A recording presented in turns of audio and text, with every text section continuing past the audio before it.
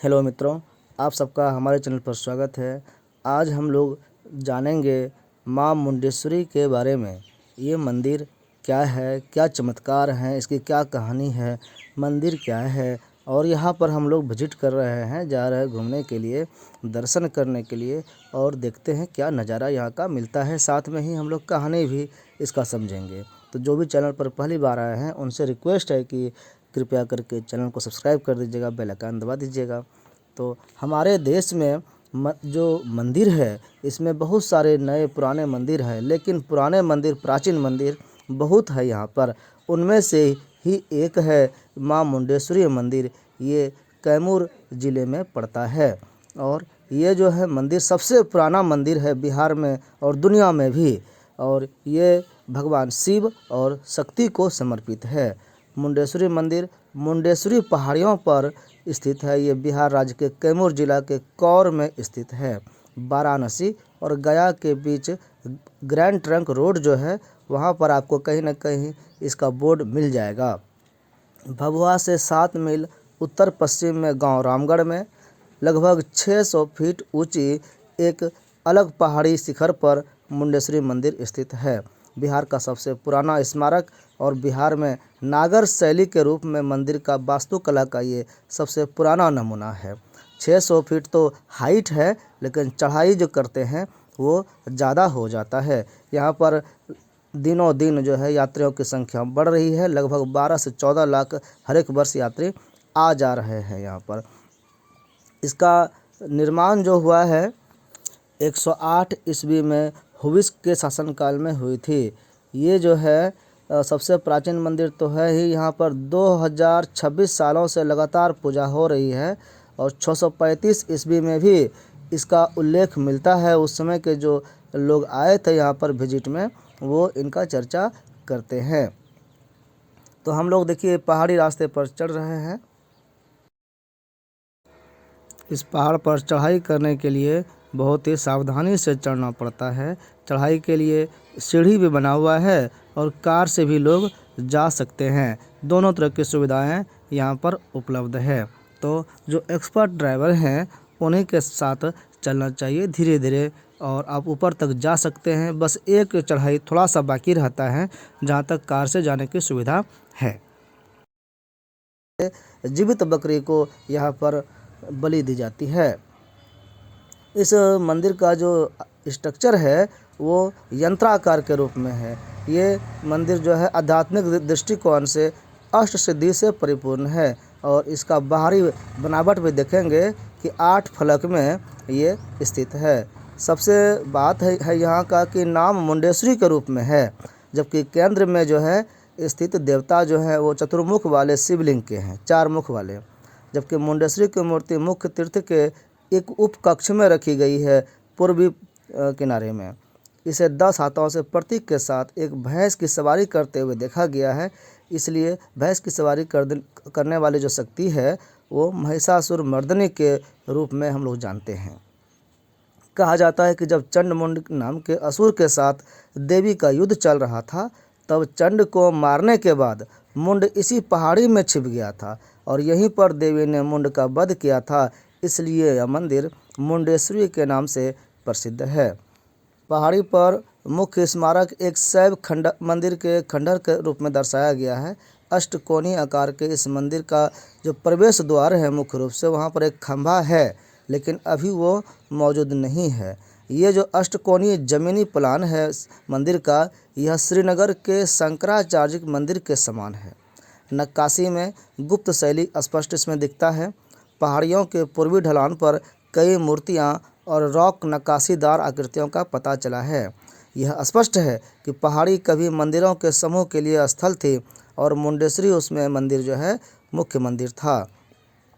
मुंडेश्वरी मंदिर के अंदर में जाइएगा तो समृद्ध नक्काशी और सजावट के साथ दीवारें वहाँ पर है।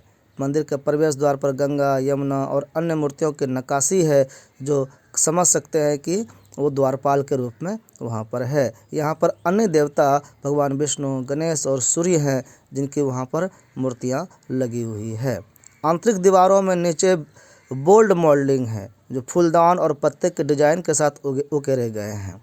तो इस तरह से यहाँ असामान्य डिजाइन के 2 पत्थर के बर्तन भी मिले हैं। अन्य लोकप्रिय मूर्तियों की यहाँ बहुत सी संख्या है। गणेश, सूर्य देव, विष्णु देवता।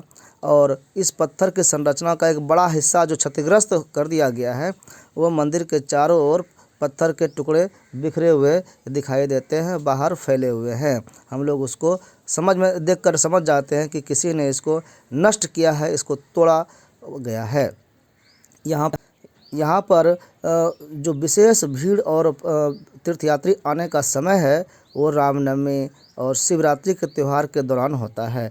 नवरात्र के दौरान भी एक बड़ा वार्षिक मेला का आयोजन होता है। यहाँ पर मंदिर में देवी मुंडेश्वरी के रूप में शक्ति की पूजा भी तांत्रिक पंथ का जो पूजा है उसका संकेत है। ये पूर्वी भारत में विशेष रूप से प्रचलित है। यहाँ पर पहुँचने का जो मार्ग है वो पटना, गया, वाराणसी जैसे नज़दीकी शहर से सड़क के माध्यम से जा सकते हैं। वहाँ पर निकटतम रेलवे स्टेशन जो है यहाँ पर भभुआ रोड रेलवे स्टेशन है, जो मोहनिया में स्थित है और मंदिर से लगभग 22 किलोमीटर दूर है। यहाँ की खुदाई जब हुई थी तो इस क्रम में कई मूर्तियाँ यहाँ मिले हैं जो ईसा पूर्व होने के संकेत भी देते हैं। 1968 में पुरातत्व विभाग ने यहाँ से मिली 97 दुर्लभ प्रतिमा मिली थी, जिसकी सुरक्षा की दृष्टि से इसको संग्रहालय में रखा गया है।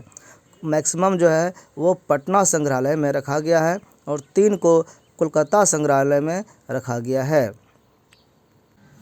प्राचीनता की दृष्टि से अगर देखेंगे तो प्राचीन शक्तिपीठ और ज्योतिर्लिंग बहुत ही प्राचीन माने जाते हैं, जैसे कि हिंगलाज माता का मंदिर, ज्वाला देवी का मंदिर, कामाख्या देवी का मंदिर, अमरनाथ का मंदिर आदि कम से कम 5000 वर्ष पुराने मंदिर बताए जाते हैं। ये सब बामियान की गुफाओं के मंदिर या देश भर के अन्य बौद्ध मंदिर जो हैं वो भी लगभग 2000 वर्ष पुराने बताए जाते हैं।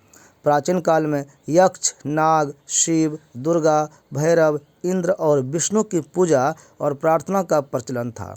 रामायण काल में भी मंदिर होते थे। इसके प्रमाण हैं। राम का काल आज से 7200 वर्ष पूर्व था, जो 5114 ईस्वी पूर्व समझा जा सकता है। राम के काल में सीता द्वारा गौरी पूजा करना इस बात का सबूत है कि उस काल में देवी देवताओं की पूजा का महत्व था। उनके घर से अलग पूजा स्थल होते थे। इसी प्रकार महाभारत में भी 2 घटनाओं में कृष्ण के साथ रुक्मिणी और अर्जुन के साथ सुभद्रा के भागने का समय जो है वो दोनों ही नायिकाओं द्वारा देवी पूजा के लिए वन में स्थित गौरी माता के मंदिर की चर्चा की गई है, जहां वो पूजा करने जाते हैं। इसके अलावा युद्ध की शुरुआत के पूर्व भी कृष्ण पांडवों के साथ गौरी माता के स्थल पर जाकर उनसे विजयी होने की प्रार्थना करते हैं। इसी तरह अन्य मंदिरों में चर्चा करें तो सोमनाथ का मंदिर भी चर्चा का विशेष महत्व रखता है। सोमनाथ मंदिर का उल्लेख जो है ऋग्वेद में भी मिलता है और यह सिद्ध होता है इससे कि भारत में मंदिर परंपरा कितनी पुरानी रही है। इतिहासकार मानते हैं कि ऋग्वेद की रचना जो है 7000 से 1500 ईसा पूर्व में हुई थी और उस समय सोमनाथ मंदिर का चर्चा हुआ है। इसका मतलब आज से 9000 वर्ष पूर्व ये मंदिर स्थित था। यूनेस्को ने ऋग्वेद की 1800 से 1500 ईसा पूर्व की 30 पांडुलिपियों को सांस्कृतिक धरोहर की सूची में शामिल किया है। उल्लेखनीय है कि यूनेस्को की 158 सूचियों में भारत की महत्वपूर्ण पांडुलिपियों की सूची 38 है, यानी कि भारत बहुत ही समृद्ध है इस मामले में। हिंदू मंदिरों को खासकर बौद्ध, चाणक्य और गुप्त काल में भव्यता प्रदान की जाने लगी थी। जो प्राचीन मंदिर थे उनका पुनः निर्माण किया गया। ये सभी मंदिर ज्योतिष, वास्तु और धर्म के नियमों को ध्यान में रखकर बनाए गए थे। अधिकतर मंदिर कर्क रेखा या नक्षत्रों के ठीक ऊपर बनाए गए थे। उनमें से एक ही काल में बनाए गए सभी मंदिर एक दूसरे से जुड़े हुए थे। प्राचीन मंदिर ऊर्जा और प्रार्थना के केंद्र थे, लेकिन आजकल के मंदिर तो पूजा आरती के बस केंद्र हैं। मध्यकाल में मुस्लिम आक्रांताओं ने जैन, बौद्ध और हिंदू मंदिरों को बड़े पैमाने पर ध्वस्त कर दिया। यह विध्वंस उत्तर भारत में अधिक हुआ है, जिसके चलते अयोध्या, मथुरा, काशी के कई मंदिर, प्राचीन मंदिर जो हैं उसका अब नामो निशान मिट गया है। Malaysia, Indonesia, Afghanistan, Iran, Tibet, Pakistan, Bangladesh, Sri Lanka, Cambodia आदि मुस्लिम और बौद्ध राष्ट्रों में अब हिंदू मंदिर नाम मात्र के बचे हैं। अब ज़्यादातर प्राचीन मंदिरों के बस खंडहर ही नज़र आते हैं जो सिर्फ पर्यटकों के देखने के लिए ही रह गए हैं। अधिकतर का तो आज अस्तित्व ही मिटा दिया गया है, कुछ बचा नहीं है। ऐसे भगवान शिव को महामंडलेश्वर कहते हैं। मंडलेश्वर यानी लॉर्ड शिवा, और यही मुख्य मंदिर में शिवलिंग के रूप में बीच सेंटर पर स्थित है।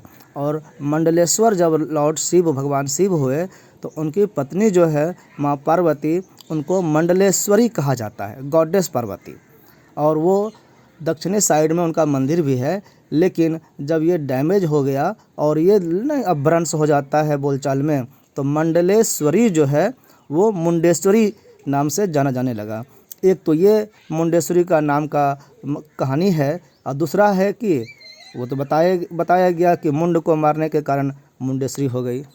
शिवलिंग और गणेश के ऊपर जो है नागा जनेऊ, नाग का जो स्ट्रक्चर बना है वो नाग वंश का एक पहचान है। उन्होंने जो रचना करने के समय 110 BC और 315 AD के बीच में उन्होंने सरपेंट का अपना छाप छोड़ा है। ऐसे नागरा स्टाइल जो है ये गुप्त डायनेस्टी का, गुप्त वंश का एक पहचान चिन्ह है कि इस स्टाइल में गुप्त वंश ही मंदिर बनाया करते थे। कई कहा बात है कि मुंड ने मुंडेश्वरी भवानी मंदिर का यहाँ पर निर्माण किया था, और उसके यंगर ब्रदर जो छोटे भाई चंड है उसने चंदेश्वरी मंदिर का निर्माण मधुराना हिल पर चैनपुर के नज़दीक में किया है। एक और कहानी है कि गुरु द्रोणाचार्य को कौरव और पांडव को पढ़ाने के लिए फी के रूप में इस क्षेत्र का उनको राजा बनाया गया था। ये क्षेत्र दान में मिला था गुरु द्रोण को। इसमें अहिनावरा, मिर्ज़ापुर, सोनभद्रा, कैमूर, ये सब क्षेत्र गुरु द्रोण का क्षेत्र माना जाता है। यहाँ पर बावनपुर यानी गांव का नागवंशी राजपूत है आसपास में, और ये बताता है कि लंबे समय तक नागवंश का यहाँ पर कंट्रोल हुआ था, राज चला था। यह 136 से 38 ईस्वी में जो है चाइनीज़ विजिटर भी आए थे, हुएनसांग, उन्होंने भी इसकी चर्चा की है। उसी तरह 1790 में डेनियल ब्रदर्स भी आए, थॉमस और विलियम, उन्होंने भी मुंडेश्वरी मंदिर का अपना चर्चा किया है। 1888 ईस्वी में बच्चन भी आए थे, उन्होंने भी इसका वर्णन किया है। 1891 से 92 में फर्स्ट पार्ट जो है कहा गया कि मुंडेश्वरी मंदिर का वो चर्चा क्या है, नहीं है, कैसे उसको डिस्कवर किया गया है, उन्होंने इसको बताया है। 1903 ईस्वी में भी second part of the inscription was discovered, वो खोजा गया है कि मंदिर के चारों तरफ डेब्रिस, टूटे फूटे पत्थर पहाड़ रखे हुए हैं जो मंदिर का ही अपभ्रंश है, टूटा हुआ भाग है। इधर हाल फिलहाल में 2003 ईस्वी में Brahmi script royal seal of Sri Lankan king खोजा गया था दत्ता गामिनी का, जो कि 101 से 77 BC का वो है, जो वाराणसी बेस्ड हिस्टोरियन जाह्नवी साखर राय था, उन्होंने इसको खोजा है। उसी तरह 2008 ईस्वी में ये चर्चा है कि the date of inscription was establish 30 years of Shaka era, यानी शक इरा में, शक काल में इसको लिखा गया था। इस तरह से ये मंदिर जो है बहुत ही प्राचीन है, और यहाँ का महत्व बहुत ही ज़्यादा है धार्मिक दृष्टिकोण से, तांत्रिक दृष्टिकोण से भी।